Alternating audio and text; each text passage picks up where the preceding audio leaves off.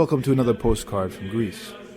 In today's program, we're going to be discussing an issue that has garnered a great amount of attention here in Greece, but has remained practically unknown outside of Greece, both in the ecclesiastical press and in the secular press. It's an issue that raises a lot of eyebrows and stirs emotions, and has earned the condemnation of many ecclesiastical men and institutions here in Greece. It's an issue that has 14 bishops against it, publicly stating their opposition, and an issue that has the holy community of Mount Athos officially condemning this new development in Greece. 24 elders, spiritual children of Elder Paisios on Mount Athos, have come out with a text urging the faithful away from this new development, and by all means to not be a part of it. And the Holy Synod of Greece has issued 2 press releases and has met on a number of occasions urging reservation and a great deal of skepticism from the faithful toward this particular development. Professors of theology and well-known ecclesiastical men and writers have come out against this new development, warning the faithful away from it. What is this that has garnered so much attention here in Greece? And what does it mean for us abroad, if anything? This will be the content of our program today and perhaps in future programs as well. Well, the new development is called, in Greek, η κάρτα του πολίτη, or in translation, the citizen's card. It's a new technology and use of technology on the part of the government for the interaction of the citizen with the government. It's a new kind of identification, but not only. It will serve not only as an identification card instead of the identification card to date, but it also serves as a way of interacting in any way with the government, but also in the buying and selling of everything in the Greek society. And I think this particular last point and other aspects of this card, the possibilities, the technological possibilities behind this card and what is available to those in power, is what raises a lot of eyebrows and a lot of opposition from Christians, but not only. There are a lot of people in the Greek society, people who are not officially speaking on part of the church, or not even Christians, and not a part of the church officially in any capacity, who have come out against it. Consumer groups have come out against it. And people on the left and people on the right, communists and Republicans and Democrats and all the different flavors have come out against it. And so why is this government going ahead with it? Well, it's a part of their new plan, which has passed, actually this past 2 or 3 weeks ago, has passed through the parliament, of a total revamping of the public sector and the way citizens interact with the government. And they're calling it electronic governance. They're going to change, and supposedly what they're claiming is they're going to do away with bureaucracy and make it very easy through the internet for all the citizens to interact with their government. And this is kind of the hook, or the bait, I should say, in which to hook the citizen into accepting the card, is because it is true that in Greece there is a tremendous amount of bureaucracy. In a socialist state like Greece, where almost everything has to do with the state and passes through the hands of the state, whether it be, of course, the taxes, but also the health, every time you go to the doctor, every time you have any interaction with doctors, but also for all of the businesses. I mean, everything's connected with the state. And, of course, in this time of crisis, economic crisis for Greece, they want to squeeze every last euro out of the citizen. And so they're selling this as both a way to do away with bureaucracy, which, again, is debate, but for their own purposes, supposedly for the good of the country, they want to catch more people in tax evasion and collect more money from each citizen. So one of the cards that will be eventually put into this super card, the citizen's card, is the buying and selling card, I guess is what you would translate it as. And that's a card that is used at every point of sale. and that is transferred immediately from the banks to the government so that the government knows what you're buying and what you're selling so they can tax you. And now this card, which is just now being introduced, will in a very short amount of time, in a year or two, be incorporated into the citizen's card. And that way that they can make sure that they know what's going in and what kind of money you owe to the government. One of the many uses of the card and the goals of the government, it's also going to be applied to the health card. They're going to do away with the existing books that people carry around with them when they go to the doctor. They're going to introduce in the workplace a card which will eventually be used, become a part of this citizen card, which going to work and leaving work, you have to punch in so they know that you were there that day and you worked. And so there's a number of uses that they want this card to do and serve their purposes. And so from a technocrat standpoint, I think that they're very excited. But from the church's standpoint and from a lot of other people's standpoint here in Greece, this smells of totalitarianism. And of course, Greece is not alone in the introduction of this kind of thing, this kind of card. We have seen in England an attempt last year to introduce a card just like this, which was rejected actually by the people. And at this point in England, they are not going ahead with it. In Germany, it was accepted. In Russia, it's been accepted, but it's voluntary. In Romania, it's been put on the back burner for 3 years now. But it is in force in a voluntary way at this point in Austria, Belgium, Finland, Lithuania, Sweden, and Italy in the European Union. So this is not a phenomenon just unique to Greece. I think in Greece, they're trying to be really forerunners, pathfinders in terms of technology, and they want to be ahead of everyone and make sure that they can use it for every possible conceivable use. And so that's what's kind of interesting about the Greek development.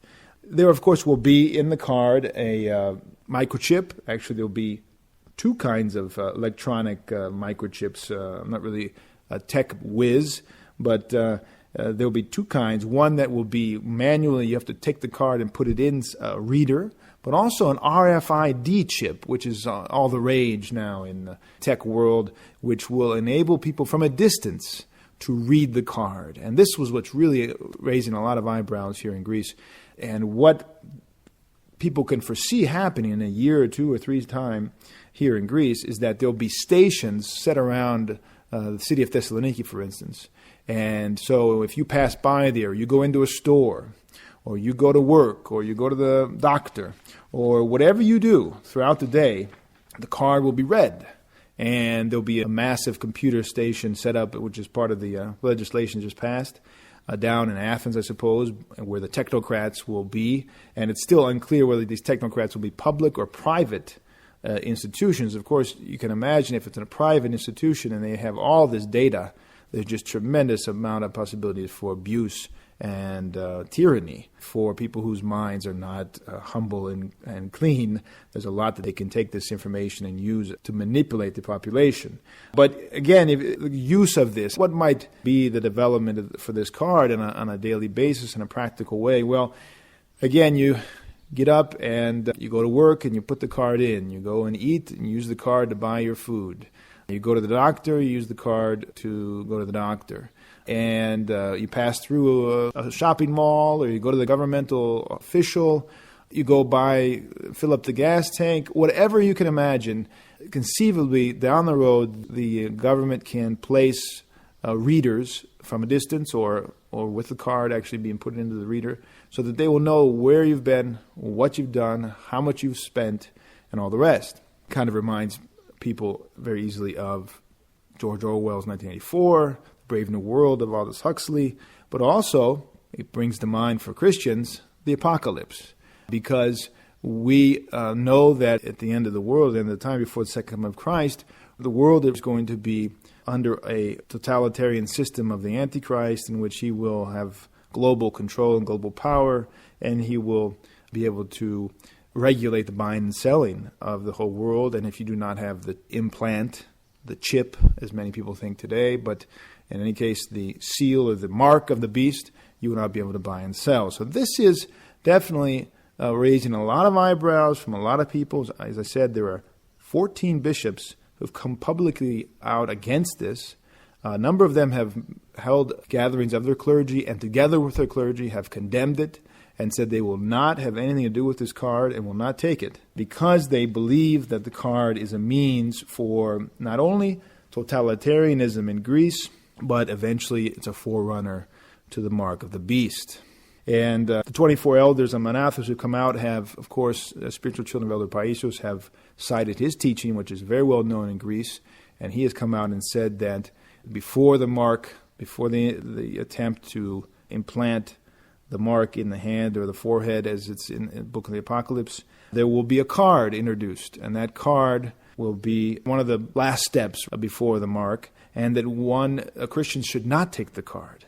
He did say that if people do take the card, it's not a denial of Christ, but it is a fall. This is a distinction he made. It's a spiritual fall. And so his witness has, of course, influenced many people in Greece not to be in favor of this card. I just want to name off these bishops because I think it's important for people to know that we're not just talking about lay people or monks or, professors, but we're talking about leaders of the church who are against this and who are calling on the faithful to avoid it and not take it. And so it's really quite an issue here. It, in many ways, raises a lot of issues in terms of not just the book of the Apocalypse or the mark of the beast or whatever, but the whole witness of the church in society today and the place of the church and how the church works and the governance of the church and the voice of the church.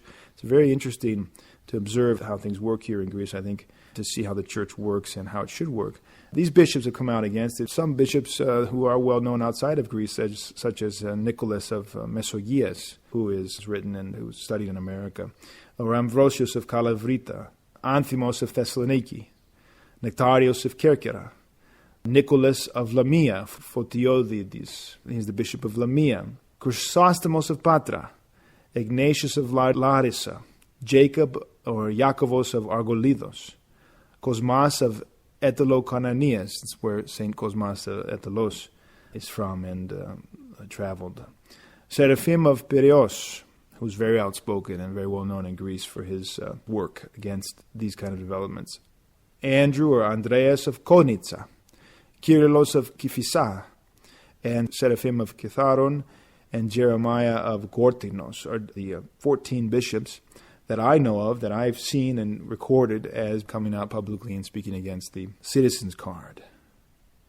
The Holy Mountain of Athos has issued an announcement, and I'm going to read that to you in a minute. Before I do that, though, I want to read to you what the Holy Synod of Greece has said about this new card and what they're concerned about. This new card, of course, we have not received a clear explanation from the government, and that's one of the problems that has created a lot of confusion. In the Holy Synod in November of last year, when the first meeting of this committee that was formed to look into the whole question, this committee was formed. It's the Synodical Committee on Dogmatic and Canonical Issues, headed up by the Metropolitan of Neapoli and Thasos, Prokopios, and it has within it professors of science, dogmatic professors, and others who are specialists in the questions that are surrounding this whole issue. They issued a statement then. They are expecting and they are asking from the government to issue a text with the technical and legal presuppositions or what the card will contain. And that was issued in November of last year, that they wanted from the government an explanation. Well, nearly 8 months has passed, and there's been no explanation forthcoming. And that in spite of the fact that in the government, in the parliament, the whole bill on e-government has been passed. And that bill is essentially the door for which the card will be the key. In other words, without that bill, the card cannot function. And yet the card was not mentioned in the bill. So people are beginning to become very uneasy that the government is just going to introduce the new card with a executive order, as is done in America and other states today. An executive order with not any reference to the parliament and without any giving any credence to the church or to the people who are against this. And therefore, the bill and the whole system is going to be in place. And then at the end of the year, they're just going to issue an executive order saying that now the card will be mandatory for all the citizens. And so 8 months have passed, and there's been no explanation forthcoming from the government to the church.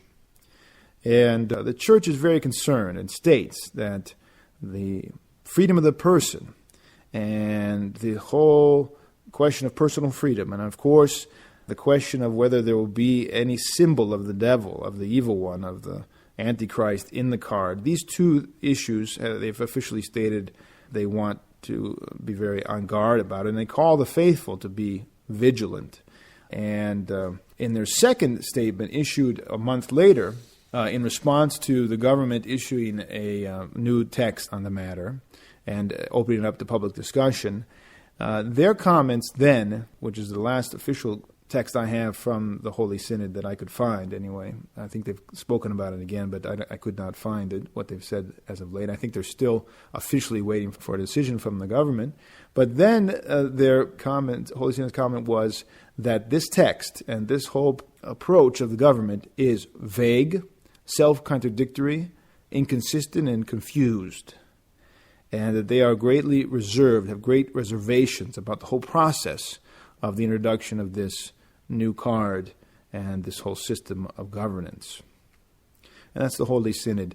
And to my knowledge, to this date, that stance has not changed.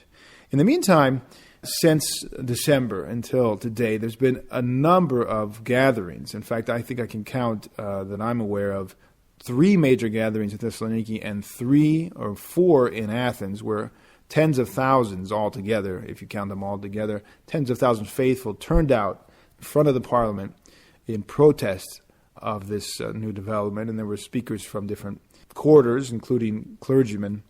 And dioceses, especially over the last 2 months, have held gatherings. Conferences have been held in Thessaloniki and in Athens. People in the legal profession, in the medical profession, and of course the elders and bishops have come out and spoke at these conferences about this whole issue. So it's really garnered a tremendous amount of attention in Greece and especially in the church. And now I'm going to read to you what the Holy Mountain, Holy Community of Mount Athos has to say about the citizens card. Now this is issued in early May, the 5th of May. That's 5.5 months after the first announcement from the Holy Synod. The Holy Community met and issued this statement. They say, I'm going to just get right to the point because they say some introductory comments, but they say that the citizen's card identifies and essentially transforms the citizen into a number of the system of this new e-government. It obscures the person and makes the community more impersonal. That's my own commentary. And they go on to say that the citizens of Greece are now going to be incorporated into an electronic system which then controls and processes the data of their personal life, their economic activity, their health work, their social status, their social behavior and movement, and thus essentially will do away with their personal freedoms such as, they don't state this, but I think they're implying privacy and potentially freedom of movement and freedom of association. They go on to say, because the system, this new e-governance system, has the potential to easily be updated and developed, the card, which has the RFID technology and the chip and can be updated and developed, because of this potential for development, there is a clear danger to Christians that their religious freedom of conscience can be violated, thus depriving them of the possibility to freely confess their faith. Now, I think what the Holy Fathers mean here is that the violation of their freedom of conscience can happen without their approval because they don't know what's in the card. They won't have access to the information. Only those technocrats of the government will be able to open and manipulate the information in the card. And so therefore things can be placed in there which are anti-Christian, symbols or other things, as you'll see now they mention in the text. They go on to say, because furthermore, the authority of administration of this electronic governance system is given to entities whose public or private nature is still unclear, and moreover, that this bill, this electronic governance, gives them, these technocrats, the facility to add or remove the card's data. There exists the possibility that the faithful will, through the card and without their knowledge, be employing anti-Christian symbols. And of course, I think what they have in mind is the symbol of the man of iniquity, the 666. But also there are many anti-Christian symbols today in use in Europe and in America. Many Christians aren't aware of them because they don't understand the meanings, but there are indeed many satanic symbols being used in society today.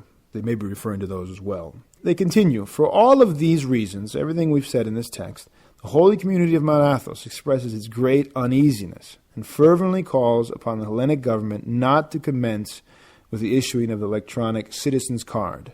Furthermore, it recommends that all Orthodox Christians continue using the conventional means of identification. We are opposed, in conclusion they state, we are opposed to the imposition of such a card as compulsory. And as a footnote, as a kind of an end note, let's say, they state that Orthodox Christians do not forget that greater is he that is in you than he that is in the world. That's from John's first epistle, 4:4. And he has overcome the world. However, this does not therefore imply our agreement with compulsory activities deprived of freedom.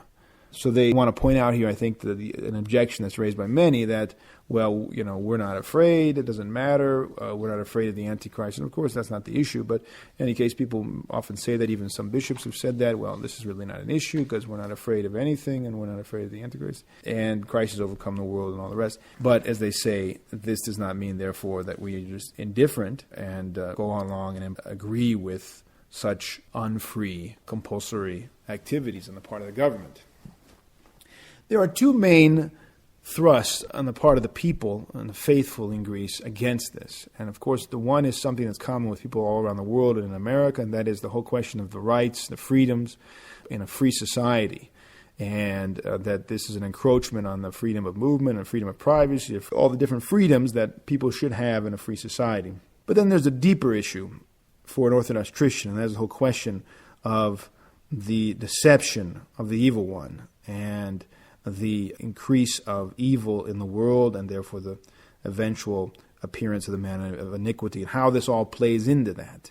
In the next program, I'm going to read to you a speech given at one of these conferences by an elder of Mount Athos, an abbot of Mount Athos, who was asked to speak at a conference of several thousand people here in Thessaloniki.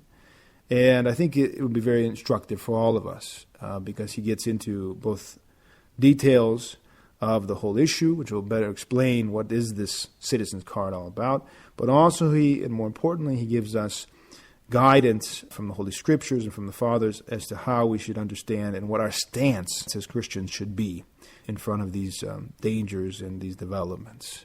So in the next program, I hope you'll join us, hearing a word from the Holy Mountain on this very interesting and important and issue that is not, of course, affecting just Greece, is coming to America. We'll talk about that also in the next program, that in America there's also a attempt to introduce a national identification card and using biometrics and all the rest. And what does that mean for us as Orthodox Christians? Does it matter? Should we just go on and live our life, or does this really affect us?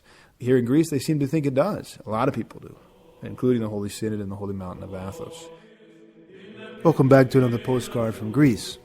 Well, in this program, we're going to continue our look at the new developments in Greece, the whole question, as we did in our previous program, of the citizen's card and what it means, what our stance as Orthodox Christians should be.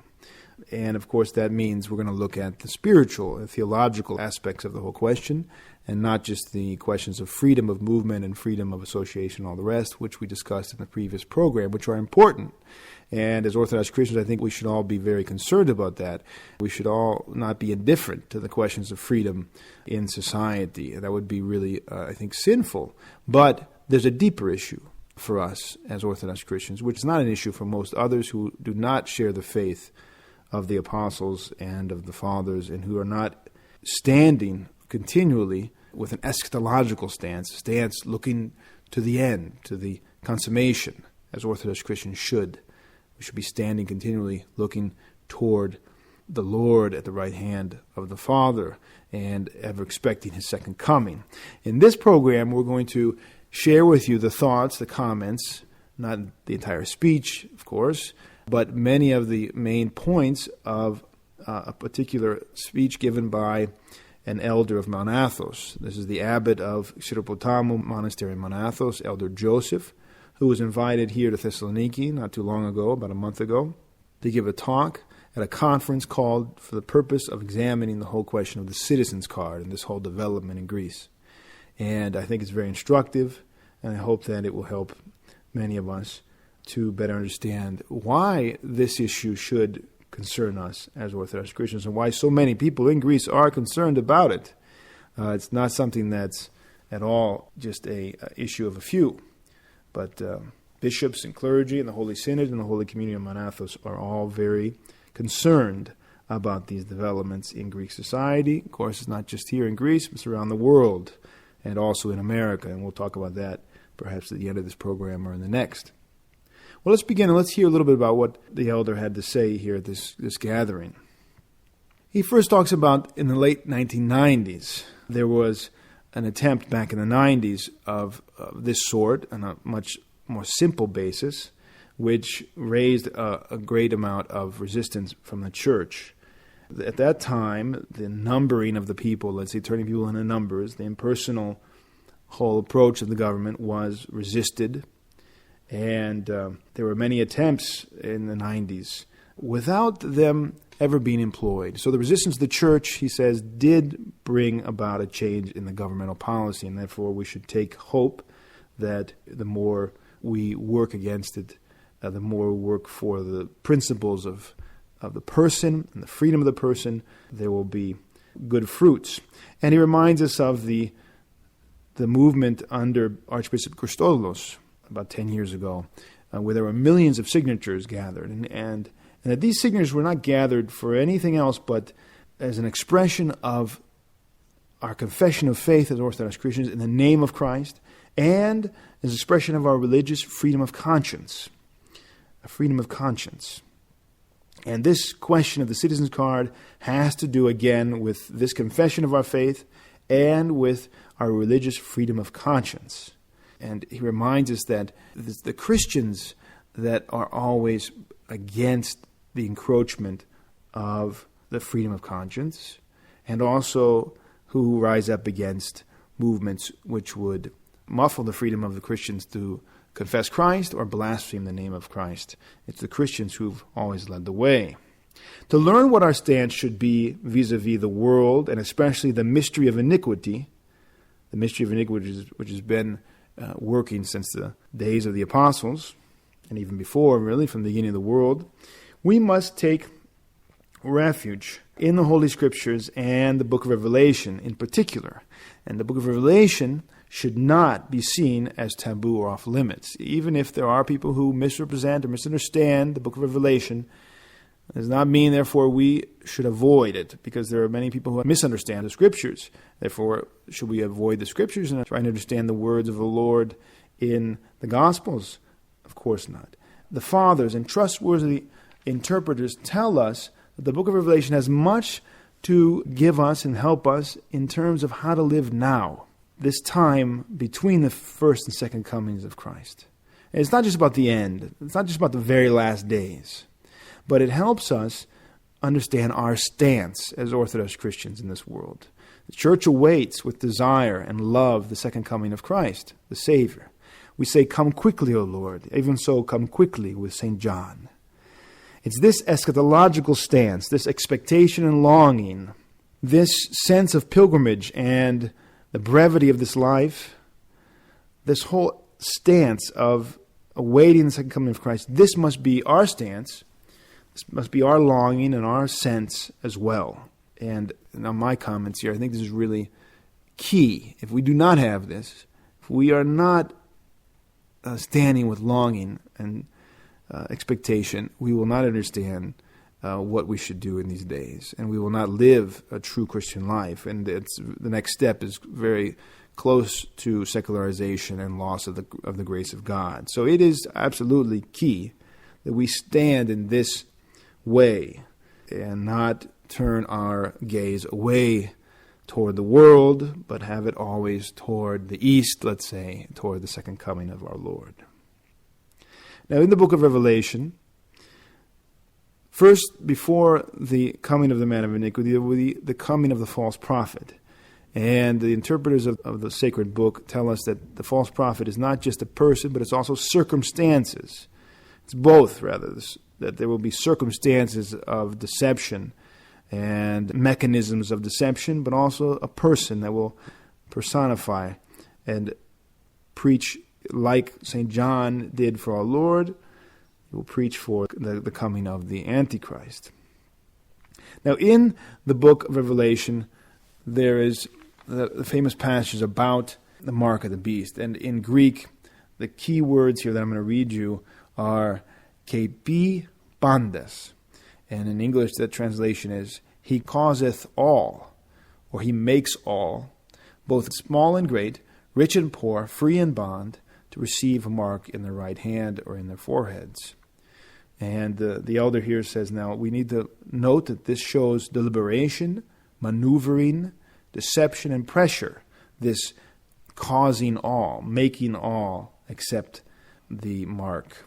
This is in Greek, methodivsi, a manipulation, a maneuvering on the part of the evil one to bring people into subjugation, to bring humanity to the dead end, the no way out, this one-way road. And many people have brought this up, that this whole process of electronic governance really does appear to be a kind of a one-way street and a dead end, and there is no going back.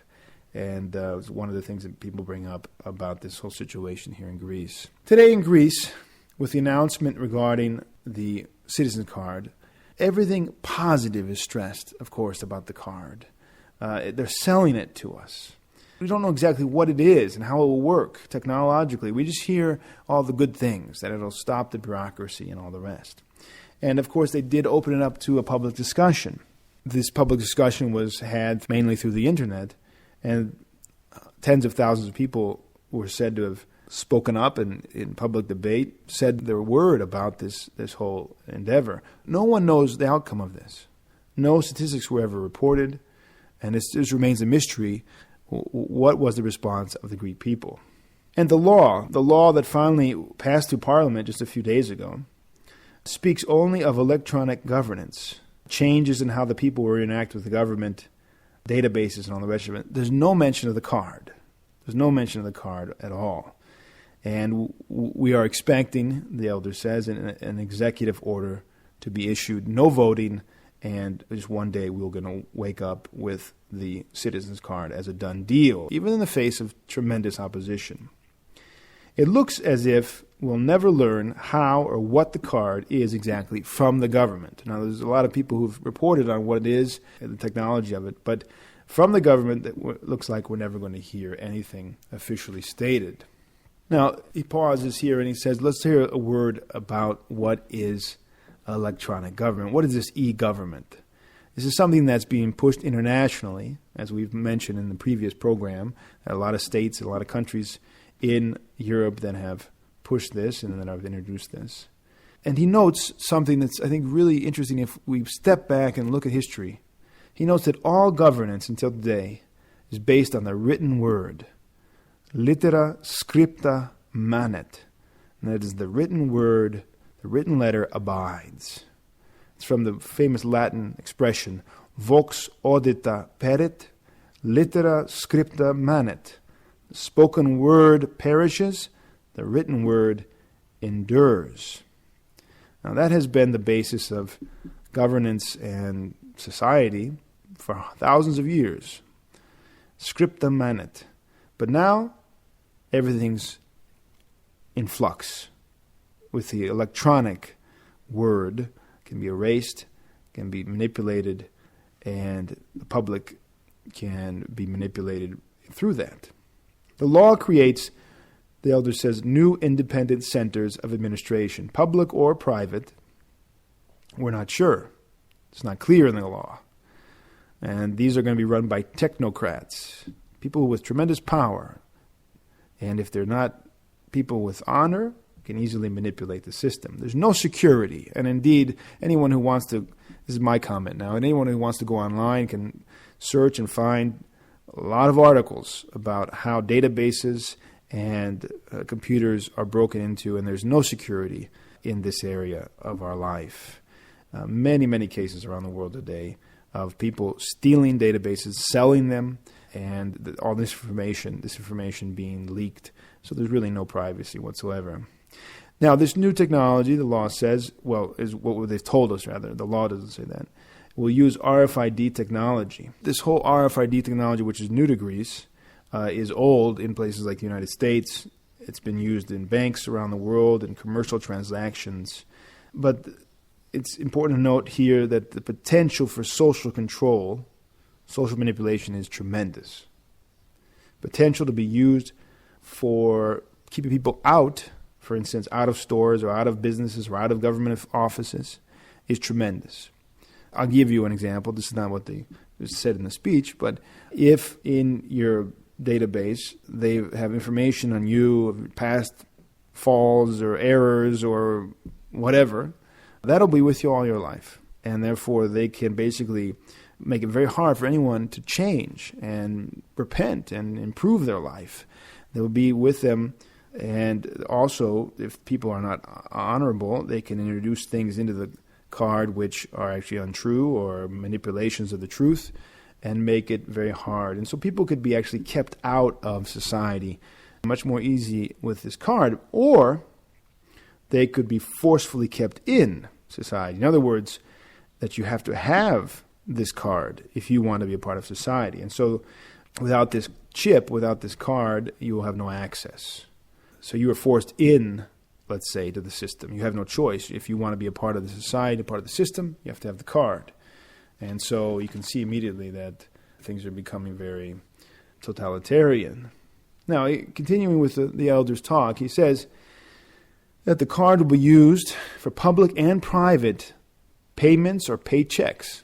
That what we know about the use of the card and what they're planning, this connects with the statements issued by the Prime Minister of Greece and to the whole wider development in terms of global governance. And I've talked about this about a year ago on another podcast, how the Prime Minister has come out on several occasions and called for global government. He says, there is no way out of our economic mess without global government, and quickly. So he's calling on the people of Greece and the people of Europe to speed up the process in which global government will happen. And of course, this whole development of electronic governance and the citizen card is a part of that plan. This reminds us what is written in the book of Revelation. And there we read that all that dwell upon the earth shall worship him, the man of iniquity, those whose names are not written in the book of life of the Lamb slain from the foundation of the world. And again it says later on, he causes the earth and them which dwell therein to worship the first beast, and that no man might buy or sell save he that had the mark. And so we can see this totalitarianism, this complete worldwide movement, and all of Greek society, this totalitarianism, and I don't know a better word, is clearly present today in the developments we see here, but also in the book of Revelation.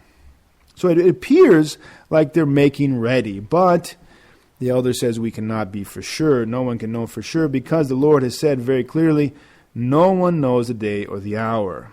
But he does warn us, and this is what we have to keep in mind and stay on alert. Don't be deceived. Watch.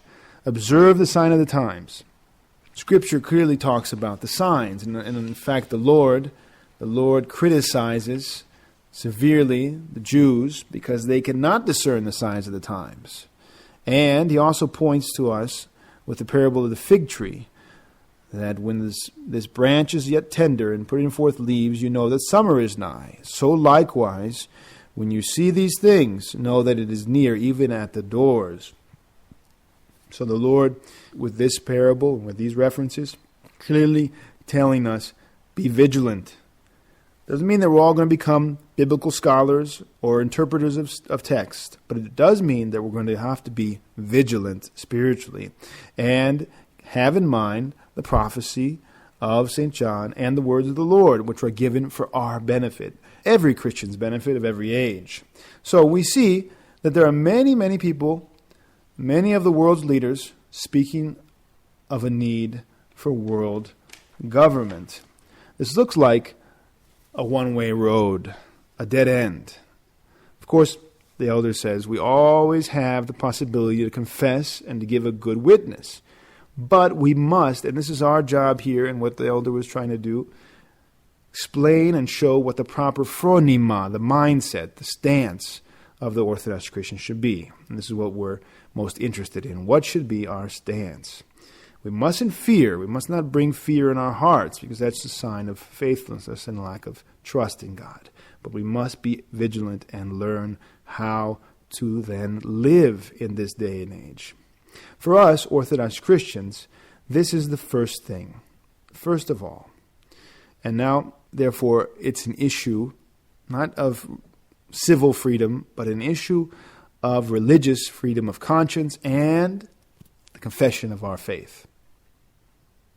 It's only secondly an issue of civil rights and an issue of government intrusion and all the rest. For us, it's first of all an issue of religious freedom and confession of faith. Now, one of the questions that's raised is that since this is not the final seal of Antichrist, why are we making it an issue and even scaring people? This is what the elder asks, and the rhetorical question is going to answer it for us. And he says, we have been and will be more so with every passing day in the end times. And that is why we must have the phronima of the Christians of the last times, those who will live the last 7 years of the reign of Antichrist. We must have their phronima, even if we don't end up living in their times. This is the phronima that we talked about in the beginning, of standing in expectation and not becoming one with this world and our gaze toward the things of this world and the whole way of life of the worldly. From this point on, from today, we must have this mindset, he says. This is the same that they had in the early church, actually, the kind of expectation for martyrdom, departing to the Lord and meeting the Lord. Another question that is raised is, if it is inevitable and prophesied, what's the point in even dealing with it? Whatever we do, it will happen. And the question is referring to the whole mark of the beast and all the other events. Yes, that's true, but the time is not predetermined. This is one of the most interesting aspects of the talk, and I think we need to pay attention here. It's very interesting. It says the time is not predetermined. While the first coming was clear, and the prophets said with almost 100% accuracy in Daniel and other places about the first coming of Christ, the second coming no one knows. And it is a time which depends upon the struggle waged by Christians and the conditions of the world. In other words, the degree of our faithfulness or apostasy, the faithfulness or apostasy of the world, that will determine the second coming. And so it does have to do with our witness and our struggle. If people hear and see that Orthodox Christians are struggling and faithful and vigilant vis-a-vis the whole question of the end and the signs and these events, this is a great witness and a great kerygma, a great proclamation of the faith. And so this is an opportunity for us to give a witness to our faith and our trust and our expectation of the second coming, and can bring many people to Christ. And we should show our eagerness and our readiness and our faith in the Lord's second coming. It's a sign of a true Christian. Now, the elder points us in his speech, and continuing with his speech, he points us to St. John's first epistle, 4:2-4, and in there it says, it gives us some criteria about how to understand the world and the spirits of this world. And it says, "Hereby know ye the Spirit of God. Every spirit that confesses that Jesus Christ is come in the flesh is of God." So if they confess Jesus Christ is come in the flesh, that spirit, that person is of God. However, every spirit that confesses not that Jesus Christ is come in the flesh is not of God. And this is the spirit of Antichrist, whereof you have heard that it should come, and even now is in the world. That's St. John's first epistle, 4:2-4. So, the elder says here, the main characteristic, the main identification, the way people will know us as Orthodox Christians in this world is our confession of the name of Christ. Not just God, not just a God, but the Holy Trinity, the Lord Himself, Jesus Christ, and the Holy Trinity. This is the main message to the world. This is our main message, our main proclamation to the world, that Christ has come in the flesh. This is what we must be about, and this has a connection. Now, the elder is going to connect this and reminds us that in Luke, the Lord says also Himself, that whoever confesses me, I will confess before the Father, and whoever denies me will be denied before the Father, will not have me as support. Now, what's the connection between all this we've talked about, confession of faith, the card, and religious freedom? These three things, because oftentimes it's not very clear. Well, the card, here, something, a really important detail about the card, which I think is what leads people to be suspicious. Now, the card can add, the technocrats can add information and functions into the card later on. In other words, what you have in the beginning is not at all what will be or can be later on. The data, the messages, the information that can be added. The holder cannot read the card. Only the technocrat can read and change the card. So there's a great possibility of adding, as we said previously, anti-Christian symbols. And such symbols are very ubiquitous in our society today. Also, that this is leading very easily to a cashless society. We said that with this card, people will buy and sell. Well, it's very easy, the next step for this card to be electronically to take and put money into the bank and not have cash at all. So that kind of cashless society goes well with what we know of in terms of the end times and the society under the Antichrist, that everything will be controlled through the banks and through the central government, that anyone who wants to buy and sell must have a card. If the cash is no longer available in society, well then you have to have the card to buy and sell. We're reminded of the words of the Lord and of St. John in the Revelation, book of Revelation. Now, also, one thing that stands out is that there's one card for all uses. So, again, brings us back to the question of Revelation, and then one can see why this becomes an issue of confession of faith and religious freedom. Later on, whoever is not an obedient citizen is simply erased from the system. So we can see that the system, this kind of system that they're trying to introduce, can very easily lead to the totalitarianism that's spoken of in the Scriptures and in the book of Revelation. So there's a very, very great possibility of and ease of persecution of the Christians. Well, one question arises. Why does all this really bother us? This electronic governance really bothers us. Now, the elders kind of answered this, but he wants to answer it again in another way and remind us of the great experience of the church. He says that the church has long memory and a great experience. Christ said to his disciples, we read in the Gospel of Luke, spoke about persecution, spoke about Jerusalem, the destruction, he spoke about the end times. And this instruction of the Lord is not just for then, but it's for every generation and every age. It's a continuous, diachronic instruction and direction of the church. It means, in other words, it teaches us how we should walk in this world and what should we expect and how we will advance even in the midst of persecutions. We can see how, as Christians, we must live in the midst of persecution. It was always so. And so our experience, this experience from the persecutions of the ancient church, also tells us the following, that in the ancient church there was an attempt to create confusion or to create a murkiness in order to bring the Christians to deny Christ. We read about that in the Synaxarion, in the lives of the martyrs, how they tried to manipulate them into offering incense to the idols. The emperors wanted the people to worship them or their favorite god, not because they believed that they themselves were gods, but it was an issue of obedience, showing lawfulness, that you are lawful, in other words, obedient to the emperor. That's what that was about.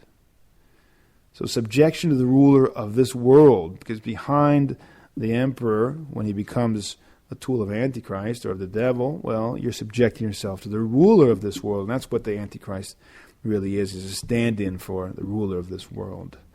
Since no one, they would say to the ancient, in the ancient church to the martyrs, well, since no one really believes that the emperor is a god, why don't you just offer? So there was a sense of creating confusion and murkiness so they might get confused and offer, thinking it's not a denial of Christ. Or there was the whole question of those giving money, that their names be written in the books, not offering actually, but paying someone off to write their name in the book so they didn't have to face the whole question of martyrdom or offering. And these were called and considered lapse in the ancient church, and the church rejected their actions as a denial of Christ.